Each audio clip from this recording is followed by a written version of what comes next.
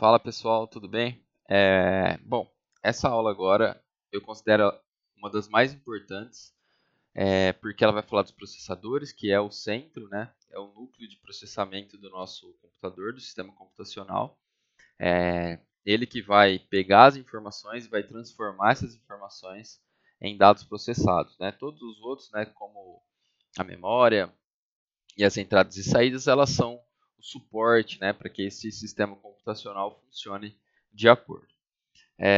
Essa aula ela é muito importante porque ela vai também remeter muito do que a gente vai ver no semestre que vem na disciplina de microcontroladores e microprocessadores. Muitas das coisas que a gente vai ver aqui, a gente vai encontrar lá na prática também. Então, é interessante que vocês dêem uma focada maior aí, porque vai facilitar bastante para a gente no semestre que vem. Beleza?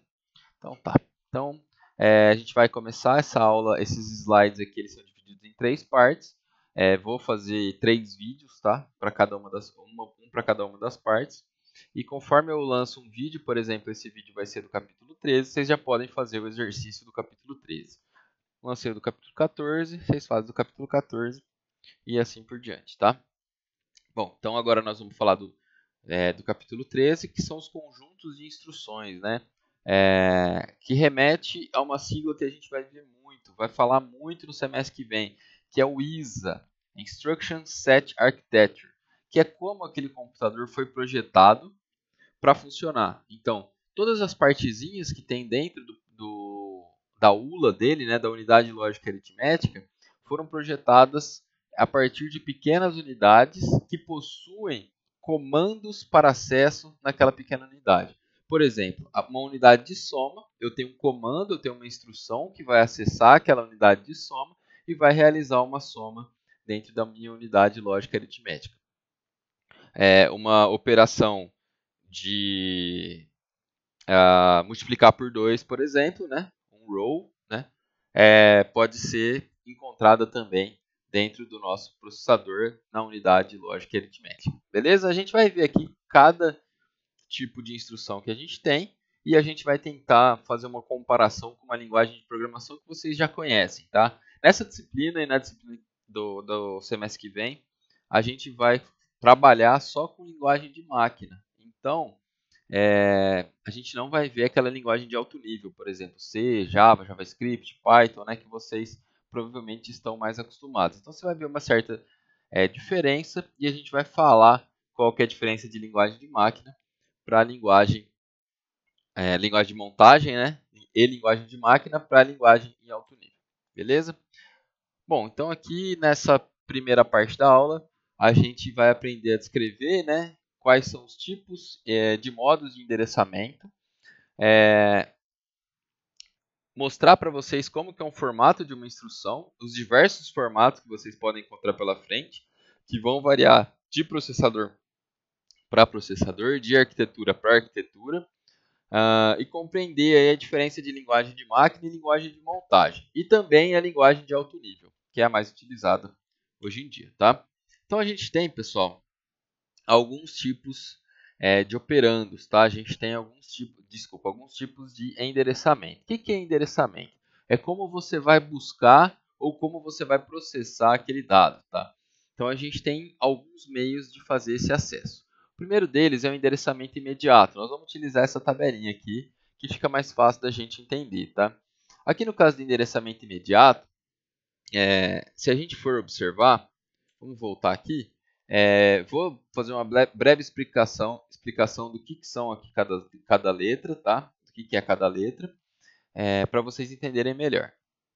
Então, quando a gente colocar a letrinha A, vai estar remetendo a address, tá? A endereço. Quando a gente colocar R, é register, registrador. EA é endereço afetivo, tá? Effective address, que é o endereço que realmente vai ser acessado naquela memória, tá? E quando a gente colocar entre parênteses, vai ser o conteúdo daquele endereço, tá? Vai ser o conteúdo que vai estar sendo acessado.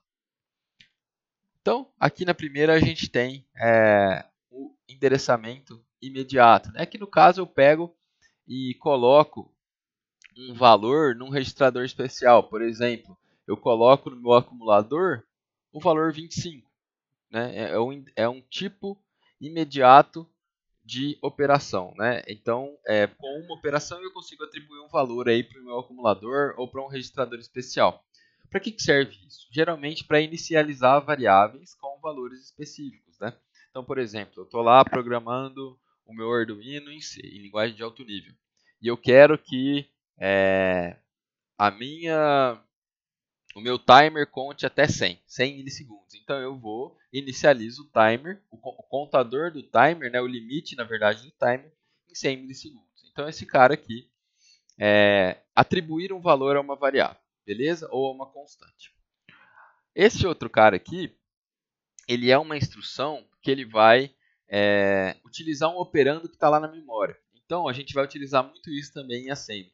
A gente vai ter uma memória principal lá disponível e eu vou ter um comando que vai fazer com que esse operando aqui seja processado, ou que ele seja salvo no registrador, ou que ele venha para o acumulador, seja somado ao acumulador, ou que ele seja subtraído ao acumulador, mas a gente está buscando lá na memória. Esse cara aqui a gente não buscava nada na memória, a gente só atribuía um valor para o registrador especial. Esse cara aqui a gente busca um valor da memória e processa ele na nossa ULA, tá? A gente tem também o endereçamento indireto. Se vocês forem lembrar lá da linguagem em C, que vocês viram, se eu não me engano, no primeiro ano, vocês tinham o tal do ponteiro, né? Aqui nesse caso, a instrução ela vai remeter a um endereço, tá? Ela vai acessar um endereço e esse endereço vai ter um conjunto de endereços onde estão os meus operandos. Então, quando eu quero utilizar vários endereços em um processamento, né, esses endereços não precisam estar em sequência, tá? Eu faço o acesso, né, a partir desse endereço chave aqui, né? Esse endereço chave ele vai me levar ao endereço onde os operandos estão. Para que serve isso? Eu posso ter aqui, pessoal, uma sequência, né, de endereços maiores. Então, por exemplo, eu posso ter 5 endereços aqui e esses operandos podem estar espalhados aí pela memória, tá? Então a gente fala que é uma alocação dinâmica. Eu posso ir alocando dinamicamente na minha memória sem utilizar uma sequência, beleza? A gente tem também a referência, né, o endereçamento por registrador. Lá dentro da nossa CPU, a gente tem vários registradores que ajudam a gente a fazer as nossas operações. E eu posso fazer uma instrução direto num registrador. Por exemplo, eu posso carregar o valor de um registrador e somar ele com outro registrador, por exemplo, né? Aqui eu estou mexendo só com registradores. Essa daqui é bem simples e a gente vai utilizar muito também no ano que vem, tá? Posso utilizar indireto por registrador. Em vez desses meus endereços aqui que salvam meus operandos estarem salvos na memória, eu posso salvá-los numa sequência de registradores. Então eu utilizo os registradores para salvar o endereço onde os operandos estão. Tá? Só muda isso desse para esse. Aqui eu estou referenciando na memória e aqui eu estou referenciando nos registradores. Tá? Eu também posso utilizar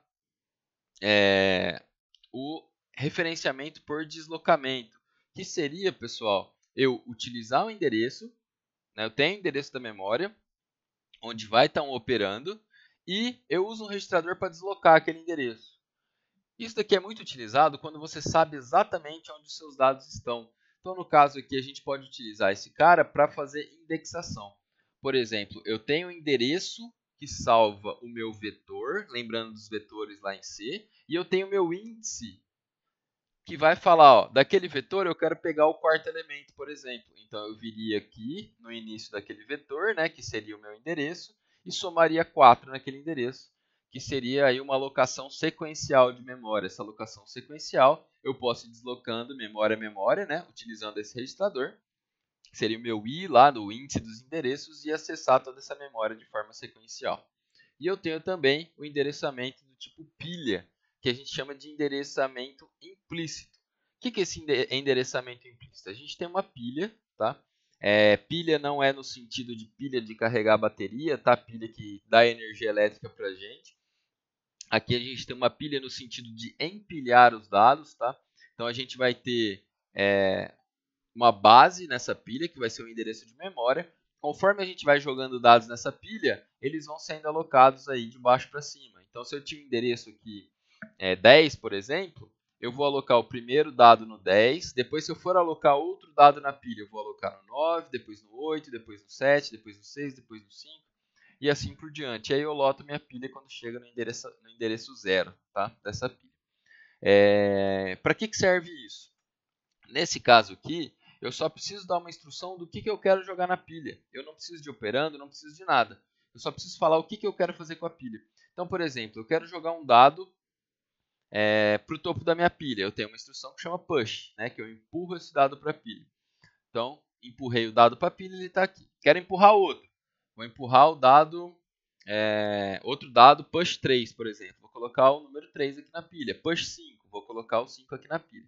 Aí eu uso uma operação de pilha também que chama soma. Né? O que essa soma faz? Ela pega os dois primeiros elementos da pilha, soma esses dois elementos e salva onde esses dois elementos estavam. Tá? A gente vai ver isso daí, eu vou fazer um exercício prático com vocês, porque o exercício dessa aula vai ser de pilha. Bom, aqui tem a explicação, tá? De todos esses tipos de endereçamento, então a gente não vai ficar preso aqui, vocês podem fazer a leitura depois e, obviamente, no livro tem uma explicação muito mais completa, tá? Bom, aqui, pessoal, a gente tem um exemplo da nossa linguagem de montagem. O que é a nossa linguagem de montagem? Vamos para um slide aqui posterior, que é esse cara aqui. Esse cara explica para a gente o que é a linguagem de montagem. Linguagem de montagem, a gente vai utilizar códigos de baixo nível, ou seja, códigos que vão remeter diretamente à linguagem de máquina. Qual que é a diferença desses códigos para os códigos em alto nível que a gente vê em Python, que a gente vê em C? Os códigos de alto nível, eles são compilados ou são interpretados, né, para linguagens de máquina. Então, por exemplo, se eu tenho lá um if x igual a 3, né? Aquele if x igual a 3, ele é convertido em linguagens de máquina, em uma linguagem de máquina também, só que em muito mais instruções. O if em alto nível, ele pode se transformar aqui em 5, 6, 7 instruções em baixo nível, aqui em linguagem de máquina, né? Agora, a linguagem de montagem, ela é traduzida em uma instrução de máquina. É um para um. Então, é literalmente uma tradução. Quando você tem uma linguagem de alto nível, você tem uma compilação. Aquele código vai se transformar em outro código em linguagem de máquina, que vai ter uma linguagem que o processador vai entender. Então, a sequência que a gente programa hoje em alto nível fiz o meu código em alto nível, em C, a gente fez a compilação, aquelas 10 linhas, por exemplo, que eu fiz em C, em alto nível, vai se converter em 150 linhas em código de máquina. Se a gente está programando em assembly ou em linguagem de montagem, cada instrução vai ser convertido em uma única instrução em linguagem de máquina. Vai ser literalmente traduzido. Então, como que a instrução add R1, R2, R3 vai se transformar em linguagem de máquina, por exemplo? Contando aqui que a minha instrução 04 remete ao add, tá? A minha linguagem de máquina vai entender que toda vez que eu digitar add, eu tenho que fazer a tradução para 04. Toda vez que eu colocar 01, eu tenho que falar que é o meu registrador 1. Meu registrador 1. Sempre que eu colocar 02 é meu registrador 2 e assim por diante, né? A tradução é direta, cada palavrinha é traduzida diretamente em um código de máquina, tá? Bom, enfim, a tradução ocorre por quê, né? Porque a gente não conseguiria programar dessa forma. Ficaria muito complicado para a gente ter que decorar todos os códigos. Lembra que a gente viu lá no IAS, na primeira aula, na segunda ou primeira aula, se eu não me engano, que aqueles códigos que a gente digitava eram literalmente traduzidos para números, né? Diretamente traduzidos para número. Então, por exemplo, o load era, sei lá, 001, né? Se eu não me engano. O store era 010. E assim por diante, né? Então a gente tinha aí a tradução direta. E é isso que ocorre aqui na linguagem de montagem, que vai ser traduzida para a linguagem de máquina, tá? Então a diferença é isso. A linguagem de alto nível é compilada para essa montagem aqui. Ela não é só traduzida, tá? Então isso tem que ficar fixo na nossa mente. Quando eu tenho uma compilação, essa linguagem vai passar por uma transformação. Qual que é a vantagem de uma para outra, né? Quando você está falando em linguagem de máquina, você sabe exatamente como que vai ficar o seu código em código de máquina. Tá? Na linguagem de montagem, você programa exatamente o que vai para a sua memória de programa, né? O que vai estar salvo lá na sua memória ROM e que vai ser executado pelo processador. Quando você compila uma linguagem de alto nível ou faz a interpretação de uma linguagem de alto nível, você não sabe o que vai ser compilado, perdão, o que vai ser transformado aqui em linguagem de máquina. Então pode ser que aquela sequência de códigos pequena sua seja compilado numa linguagem de máquina gigantesca e não tem uma eficiência boa. Então, quando você está programando em linguagem de montagem, você sabe a eficiência que o seu código vai ter. Claro que dá para calcular em linguagem de alto nível também, mas você vai ter que conhecer bem seu compilador, vai ficar um pouquinho mais implícito, tal, o que você está fazendo. Nesse caso aqui, é tudo explícito. Então, você sabe exatamente o que está rolando. E qual que é a desvantagem? É que, geralmente, para você fazer um código em linguagem de máquina, em linguagem de montagem, você utiliza muitas linhas, muitas linhas. Então o código fica muito extenso e demora muito. Essa linguagem não é produtiva. Ah, mas onde que é usada essa linguagem então, né? Por que a gente tem que aprender essa linguagem? Essa linguagem geralmente é utilizada em sistemas que têm tempo crítico de atuação. Então, por exemplo, você pega em sistema de guerra, né? Você tem uma bateria antiaérea que não pode falhar e tem que ter a resposta mais rápida possível. Não valeria a pena a gente programar ela em Python, por exemplo, porque o Python demora para ter uma atuação e uma eficiência, né? Ela não é tão boa de eficiência, que no caso você teria uma eficiência muito mais rápida. Freio de metrô, por exemplo, freio de metrô automático, ele é programado nessa linguagem, né? Todos os sensores enviam a informação nessa linguagem, o processamento é o mais rápido possível e a frenagem ocorre da forma mais eficiente possível. Ah, vou programar um site, vou programar em assembly? Não, você não vai programar em assembly.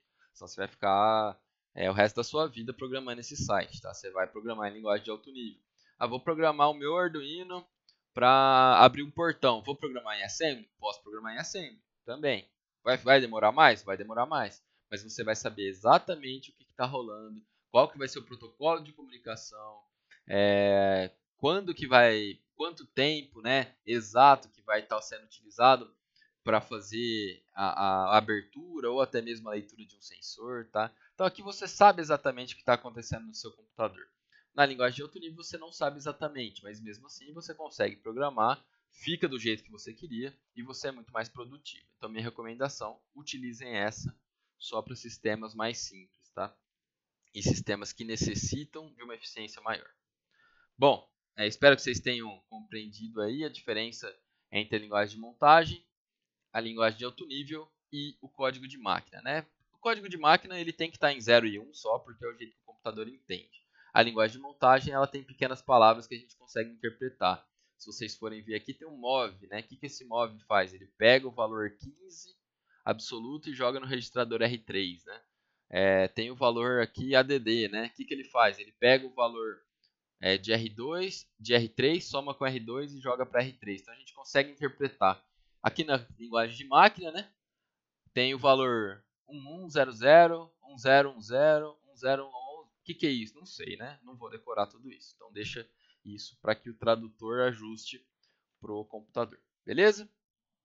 Então tradutor por quê? Né? Montador por quê? Porque ele tira da linguagem que a gente entende e coloca na linguagem que o computador entende. Bom, então vamos voltar. A gente tem aqui, pessoal, a gente vai ver agora como que a gente faz essa programação em baixo nível, tá? Coisa simples, mas só um exemplinho. Então a gente tem essa equação aqui, que n, um valor, né? N vai ser igual a um valor i, mais um valor j, mais um valor k. Variáveis, posso dar o valor que eu quiser para elas. Cada linha, nesse caso aqui, possui 3 campos, tá?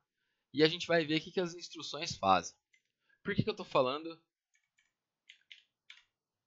Aliás, desculpa. Nesse caso aqui, pessoal, a gente pode ter vários tipos de instrução. A gente pode ter instrução, aqui nesse caso, tá?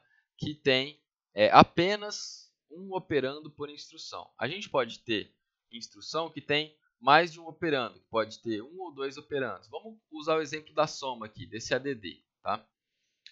Nesse caso aqui, ó, o ADD tem 3 operandos.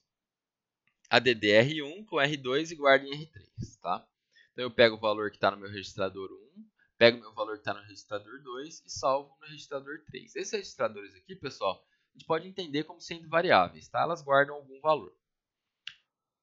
Nesse ADD aqui, ó, mostrando a diferença para vocês, ele pega o que está, né, na variável J e soma com o que está no acumulador. Então, ele sempre vai utilizar o acumulador para fazer suas operações. Esse load aqui, ó, load acumulador, ele pega o que está no endereço I e coloca no acumulador. Ou qual é o valor de I e coloca no acumulador.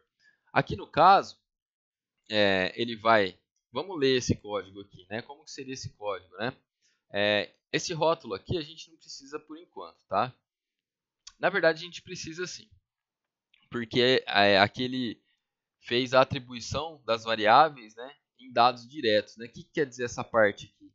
Ele assume que I guarda o dado 2, tá? Assume que J guarda o dado 3, assume que K guarda o dado 4 e N começa em 0, né? Então, qual que é a instrução aqui, né? Ele vai carregar o acumulador com o valor de I, tá? Então, pense que a gente tem um acumuladorzinho aqui, né? Ele vai carregar o acumulador com o valor de I. Então, qual que é o valor de I? É 2. Então, meu acumulador vale 2. Ele vai pegar o valor que está no acumulador e vai somar com J. Então, se tinha 2 lá, ele vai somar com J, que vale 3. Então, 5, né? E vai pegar o valor que estava no acumulador e vai somar com K, que é 4. Né? Então, 5 mais 4, 9. E vai salvar isso no dado, né, na variável N. Então, ele vai pegar esse 9 e vai salvar aqui na variável N, tá? Que estava em 0, agora ela vai passar a ser 9. Mas a linguagem de máquina ela é basicamente assim. Então, esse código aqui, ó, o valor de I mais o valor de J mais o valor de K seria exposto, né, na linguagem de montagem dessa forma aqui. Beleza? Pessoal, agora a gente vai falar um pouquinho sobre a ULA, né, que é como os dados são processados. A gente possui no nosso sistema computacional alguns registradores, né? E pode ser que esses registradores estejam ligados diretamente na ULA, que é a unidade lógica e aritmética. Esses registradores eles vão carregar valores para a ULA, tá? E a ULA vai processar esses valores. Então, por exemplo, essa ULA aqui, ela recebe 2 registradores por vez e processa esses 2 registradores, tá?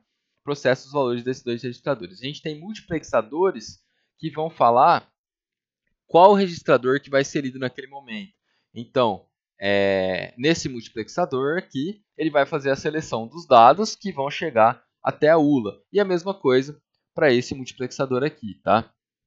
Então ele vai falar, e aí, quem que vai chegar na ULA? Vai ser o R1, o R0, o R1, o R2 ou o R3, né? E vai jogar os dados só daquele registrador aqui nessa ULA, beleza? A mesma coisa para esses multiplexadores aqui do lado, tá? E quem controla esses multiplexadores? A instrução, tá? A gente vai pegar a instrução aqui e essa instrução vai ter o operando 1 e o operando 2, que vão controlar os multiplexadores. Então, se eu tenho 4 registradores aqui, eu vou precisar de 2 bits para selecionar cada um desses registradores. Então, se eu jogar 0, 0 aqui, ele vai selecionar para mim, por exemplo, o registrador 0. E só o registrador 0 vai poder se comunicar com a ULA naquele momento. Nesse caso aqui no operando 2, ele vai selecionar, por exemplo, o registrador 2, né? E só o operando 2 vai poder conversar com a ULA naquele momento. Beleza? Então é assim que a ULA faz a seleção dos dados que chega nesse registrador. Beleza, então, coloquei os meus dados na ULA. E agora, o que eu faço com essa ULA? Eu preciso saber a operação que eu quero fazer. E como que é selecionado isso? A gente tem o function selection, tá? A gente tem os operandos chegando na ULA, que são os valores, tá? E a gente tem o seletor de funções. Então, por exemplo, meu 0 e 0 vai ser a função add, tá? E quando eu uso 0 e 0, ele vai acionar o somador dentro da ULA e a minha ULA vai fazer a operação de soma e vai soltar essa soma aqui na saída da ULA, beleza? A gente tem alguns outros registradores, por exemplo, aqui, esse na verdade é um bit, tá? Esse bit carry ele vai falar se aquela soma estourou, né, o valor. Por exemplo, essa soma aqui estourou o valor, né? Não cabe em 4 bits o valor que foi somado nessa ULA, né? Ele ocupa 5 bits. Então a gente tem um registrador aqui, aliás, um bit aqui que vai falar, ó, a última operação estourou o valor. Então se vira aí, faz seu código aí para salvar esse valor estourado, esse valor a mais, tá? E aqui, pessoal, como que é dentro de um somador, tá? Aqui só voltando rapidinho, né? Essa function selection vai ter todo o conjunto de instrução que a gente tem de forma lógica e aritmética, tá? Então toda soma, todo ou lógico, todo e lógico, toda divisão, se eu tenho uma divisão aqui dentro da ULA, multiplicação, a partir desses números aqui, tá? Aqui a gente só tem 2, né? Mas a gente pode ter vários outros números, né? Pode ter tipo 8, né? Então 8, se eu tenho 8 bits aqui, né? Qual o valor que eu consigo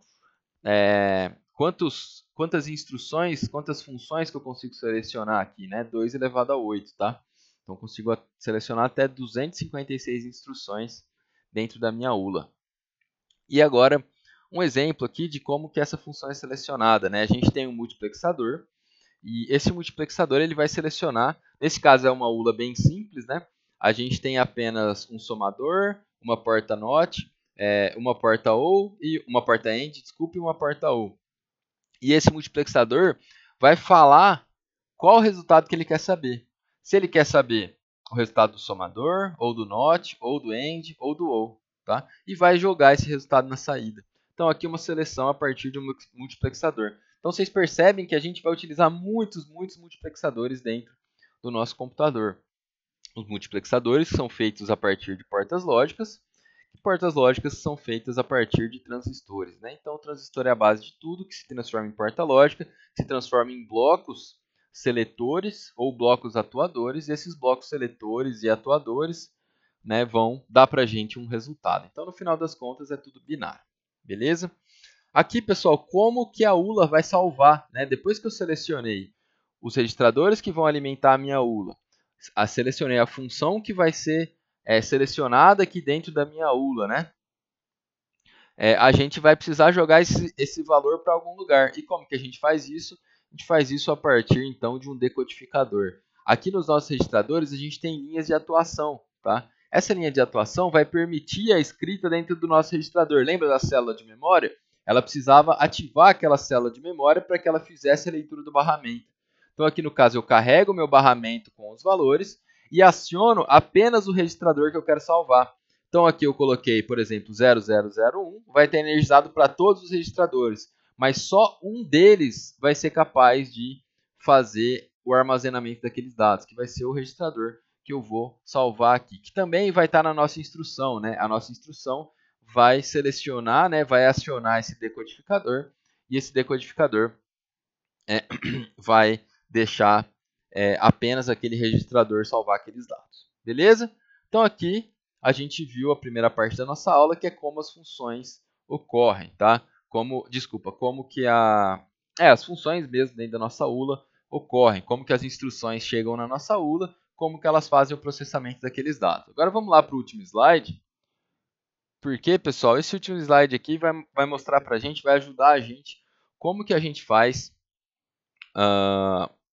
o cálculo da pilha, tá? Como que ocorre aí o cálculo da pilha? Então, vou fazer esse exercício para vocês em pilha e explicar para vocês como que é a resolução desse cara aqui, tá? Então, pessoal, vamos lá. Vamos fazer o ajuste aqui. Tá? Eu não sei se vocês estão vendo aí, acredito que vocês estejam vendo bem, né?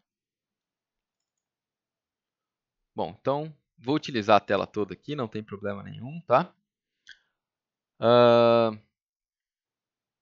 Então, vamos lá. Deixa eu dar um zoom aqui,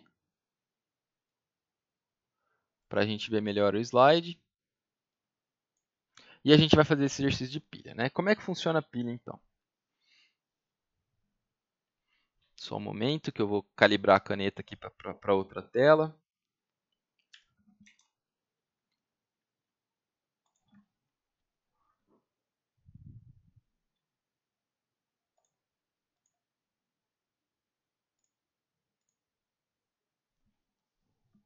Beleza, então. Então, estou com a caneta aqui. Então, pessoal, como é que eu faço esse cálculo aqui utilizando noções de pilha? A gente tem uma pilha, tá? Que ela está vazia. A priori, ela está vazia. certo? A priori ela está vazia. Então, esse daqui é o início da minha pilha, tá? Quando eu utilizo o comando push, eu jogo um valor na minha pilha. Então, se eu utilizar o comando, por exemplo, push 5, eu vou colocar o valor 5 na minha pilha. Certo? Aí eu dei outro comando, push 1. Eu vou colocar empilhado aqui o valor 1.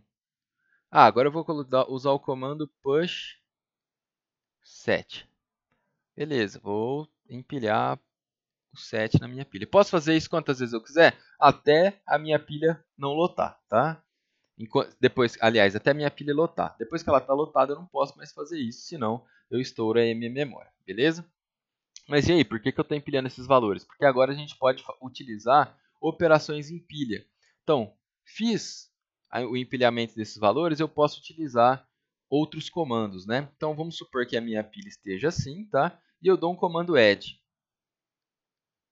O que o add faz? O add ele soma, mas soma o quê? Soma os dois primeiros valores da minha pilha, tá? Então, 7 mais 1 vai ser 8, né? E aí, onde que é salvo? É salvo no topo da pilha? Não. Ele tira esses dois valores da pilha e atualiza com o valor novo. Então, depois que eu usei o add, por exemplo, nessa pilha aqui, ó, ela vai ficar com esse formato aqui, ó. 5 e o próximo vai ser 8, tá? Então, pega os dois primeiros valores e soma. Ah, beleza, agora eu quero usar um mul, uma multiplicação. Então, eu vou dar o comando mul nessa pilha aqui, tá? Opa, vamos colocar o comando lá. Então, utilizei agora um comando mul nessa pilha aqui. Como é que vai ficar a minha pilha final? 5 vezes 8 e salvo no topo da pilha, né? Tiro os dois valores da pilha, faço 5 vezes 8. Então, meu valor aqui final é 40. Ah, agora eu quero dar um outro push, então. Vou dar um push 7 de novo, tá? Como é que vai ficar a minha pilha? Vai ficar, então, 40 na base.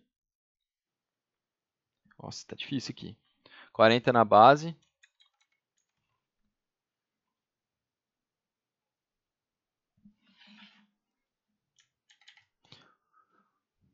40 na base. Aí, agora ficou bom.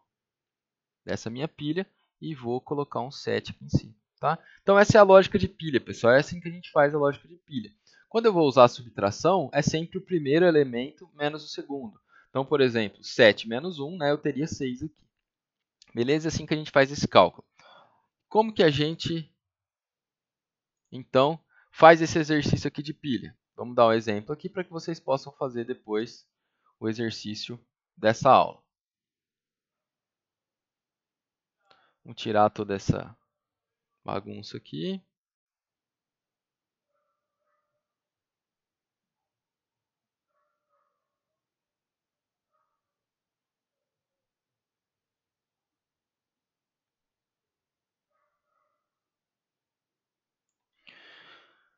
E vamos fazer o exercício então, a resolução desse exercício. Então eu quero fazer o quê? Eu quero fazer 7 mais 3 vezes 4 menos 2, né? A gente sabe aqui, né, que multiplicação a gente faz sempre primeiro, né?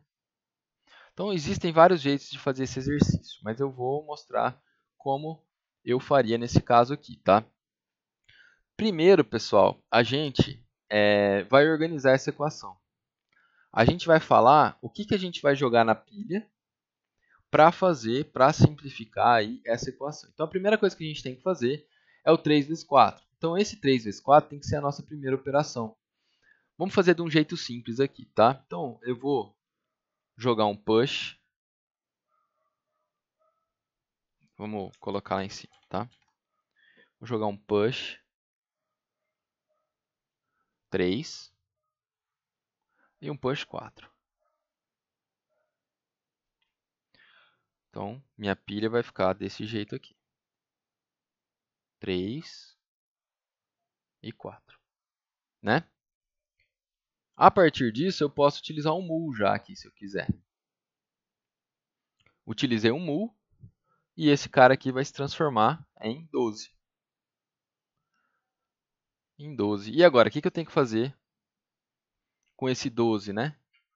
Eu vou somar 7 nesse 12, mas para somar 7 eu preciso utilizar push 7, né? Então, push 7, empilhei um 7 aqui em cima. E aí, eu vou utilizar agora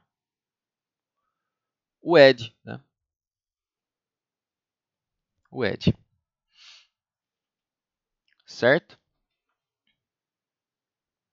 Vou utilizar o add e a gente vai ter aqui um 19.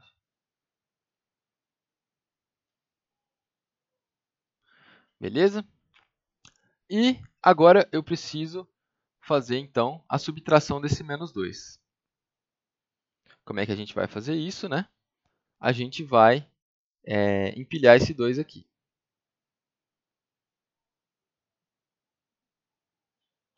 19, vou utilizar aqui, então, push 2, tá?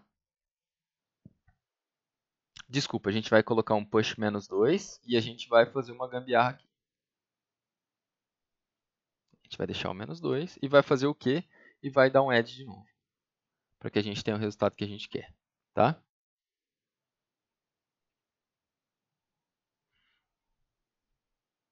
Então, o primeiro mais o segundo, a gente vai ter aqui 17, né, que é o valor final. Então, a gente vai ter 12 mais 7, né, menos 2, que é igual a 17. Então, a gente faz dessa forma aqui. É o único jeito que tem para fazer? Não. Eu também posso jogar todos os valores na pilha e depois ir processando esses valores aos poucos. Como assim jogar os valores na pilha e processando eles aos poucos, né? Então, por exemplo, eu podia fazer assim, push 7, push 2, push 3, push 4, mul, add, sub, tá? E aí eu ia fazendo aí a subtração de todos os valores, tá? Diretamente. Mas então a gente tem algumas formas aí de fazer esse cálculo, tá? Então essa é a nossa operação em pilha. A gente tem algumas calculadoras que fazem operações assim, que é o modo RPN, né? O polonês reverso, E, enfim, esse é uma forma diferente de fazer cálculos também em assembly, tá? Se não fosse em assembly, o que eu teria que fazer aqui no caso, né? Vamos dar um exemplo aqui de como que seria em assembly. Eu teria que carregar o valor, daria, por exemplo, um LD, né? Ou um load imediato em R1, o valor 7. Um load imediato em R2, o valor 3, né? Um load imediato. Isso aqui eu estou carregando os registradores, né, minhas variáveis, com os valores que eu quero, tá? Com o valor R4 com o valor menos 2, né? E aí eu faria as contas, né? Como é que eu faço essa primeira conta aqui, né? Vou salvar aqui em R5, desculpa, LDI, aliás, aqui eu quero fazer uma multiplicação, né? Eu faria a multiplicação de R2 com R3, tá? E aí ficaria salvo em R2. Então, o valor que está em R2, eu somaria R2 com o meu R1. Então, aqui eu faria 3 vezes 4, que é 12, e salvaria em R2, tá? Salvando o primeiro operando nesse caso. R2 tem 12 agora, né? Pegaria o 12 e somaria com o R7, tá? E, para finalizar, eu poderia fazer aqui um sub de R2, né? Que é o meu valor final, e R4. E salvaria esse valor aqui da subtração em R2, tá? Mas aqui a gente vai fazer em pilha, tá? Essa seria uma linguagem em assembly, simples, tá? Dessa equação aqui, e essa aqui seria o cálculo em pilha, tá? Então aí vocês podem fazer o exercício lá da forma que vocês acharem melhor. Então, até a próxima, valeu pessoal, falou!